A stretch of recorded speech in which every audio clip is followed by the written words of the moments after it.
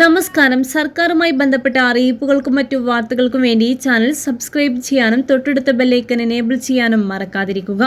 സംസ്ഥാനത്തെ 55 ലക്ഷത്തോളം വരുന്ന സാമൂഹ്യ സുരക്ഷാ പെൻഷനുകൾ, 7 ലക്ഷത്തോളം വരുന്ന ക്ഷേമനിധി പെൻഷനുകൾ കൈപ്പറ്റുന്ന ഗുണഭോക്താക്കൾക്ക് ജൂലൈ മാസത്തിലെ വിതരണ അറിയിപ്പുകൾ എത്തി. 2026 ജൂലൈ മാസത്തിലെ സാമൂഹ്യ സുരക്ഷാ പെൻഷനുകളുടെ വിതരണം ഈ ആഴ്ച മുതൽ സംസ്ഥാനത്ത് ആരംഭിക്കുന്ന സാഹചര്യത്തിലാണ് ഗുണഭോക്താക്കൾക്ക് സർക്കാരിന്റെ ഭാഗത്തു നിന്നും അറിയിപ്പുകൾ എത്തിയിരിക്കുന്നത്.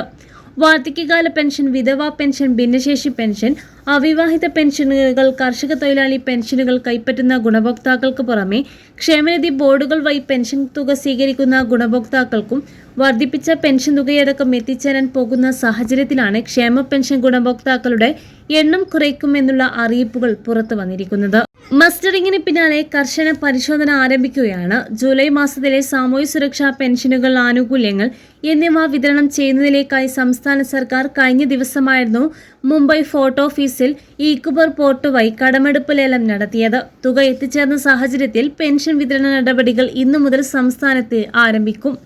24-25 തീയതികളായി ഗുണഭോക്താക്കളുടെ ബാങ്ക് അക്കൗണ്ടുകളിലേക്കാണ് 26 ലക്ഷത്തോളം വരുന്ന ആളുകൾക്കും തുക ആദ്യഘട്ടത്തിൽ എത്തിച്ചേരുന്നത്. ഇതോടൊപ്പം തന്നെ 24 ലക്ഷത്തോളം വരുന്ന ഗുണഭോക്താക്കളുടെ കൈകളിലേക്കുള്ള വിതരണവും തിങ്കളാഴ്ച മുതൽ സംസ്ഥാനത്തെ സജീവമായേക്കും.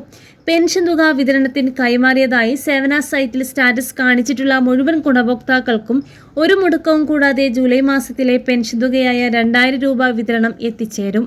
ജൂലൈ മാസം മുതൽ അടിസ്ഥാന പെൻഷൻ ഇനത്തിൽ 3000 രൂപ വീതം ഗുണഭോക്താക്കളിലേക്ക് എത്തിച്ചേരുമെന്ന് അറിയിപ്പുകൾ ഉണ്ടായിരുന്നുവെങ്കിൽ പോലും ക്ഷേമ പെൻഷൻ മസ്റ്ററിങ്ങിന് പിന്നാലെ നടത്താൻ പോകുന്ന കർശന പരിശോധനകൾക്ക് കൂടി ശേഷം മാത്രമേ പെൻഷൻ തുക 3000 രൂപ വീതം കൃത്യമായി ഗുണഭോക്താക്കളിലേക്ക് എത്തിച്ചേരൂ എന്നാണ് സംസ്ഥാനത്ത് നിന്നും അറിയിപ്പുകൾ എത്തിയിട്ടുള്ളത്. പെൻഷൻ ഗുണഭോക്താക്കളുടെ എണ്ണം കുറയുമെന്നുള്ള റിപ്പോർട്ടുകളും പുറത്തു വന്നിരിക്കുകയാണ്.